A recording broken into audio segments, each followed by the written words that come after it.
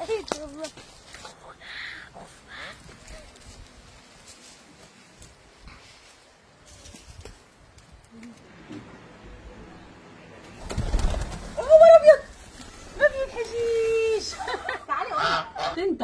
بتنطق. احنا بنعمل تيست. بصوا المانجا باكل بدوخ حلوه قوي. ما تيجوا نبعد شوية عن الدوشة والصداع والضغط النفسي وتعالوا نرمي نفسنا شوية في أحضان الطبيعة.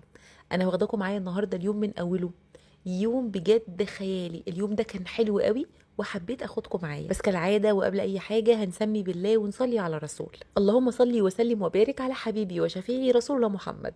انا مش عارفه ايه الجدي الرومانسي ده، ما كانش عايز ينزل من حضني، بس جدي زي السكر. بصوا هنا وهو بيجري على اخواته، مامته لسه نفسه اصلا خلفته وخلفت معاه 4. تعالي اقول لك الحاجه بتناديك شويه كشك كده وشويه شوربه. تعالي ما تخافيش. تعالي الحته الكبيره دي. خبر ابيض. خدت دول والمهم اني بعد ما خدت ده دلع ما بيتحشيش. زغلوله ايش حلاوتها يا اختي جميله. انت بقى احشيكي رز ولا فريك ولا شويكي؟ وبصوا مبقلصه كده وحلوه، حصوه ما شاء الله مليانه، واكله وشبعانه. وربنا ما هسيبك، حله المحشي كرنب بتناديلك. لا ما تتخضوش، ما كانش هو ده، كان واحد صاحبه. بجد بشكر من كل قلبي ست الكل اللي كانت عامله لنا الاكله الحلوه دي، الله يبارك لك. الاكل ريحته نظافه بجد، السمنه البلدي مغرقه المحشي، اكل كده البلدي الفلاحي الجميل الخطير ده. بقول لكم ايه، من كل قلبي بشكر الحاج منصور على المقابله الحلوه والضيافه الخطيره، الراجل المحترم اللي كان قاعد ده. والمانجا عنده ملهاش حل. احنا اصلا كنا رايحين نجيب مانجا لقينا نفسنا بقى عمالين نتست المانجا، ناكل واحده في واحده. ولقيتهم بقى قالوا لي اتفضلي قدامك المزرعه اهي، اعملي اللي انت عاوزاه. لقيت بقى زيتون من على الشجر. بصوا يا جماعه الزيتون التفاحي خطير، وكان بيقولوا عليه طيب يعني خلاص استوى، كان زي الفل. انا كنت مبسوطه قوي.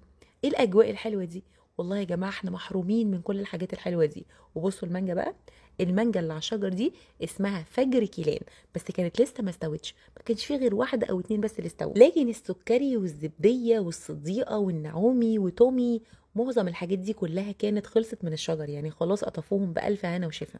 بصوا كان معايا في الشنطه ايه سكينه ومعلقه، انا جاهزه على طول علشان ادوق. عايزه اقول لكم طعمها خيالي. انت متخيله انك بتاكلي المانجا من على الشجره؟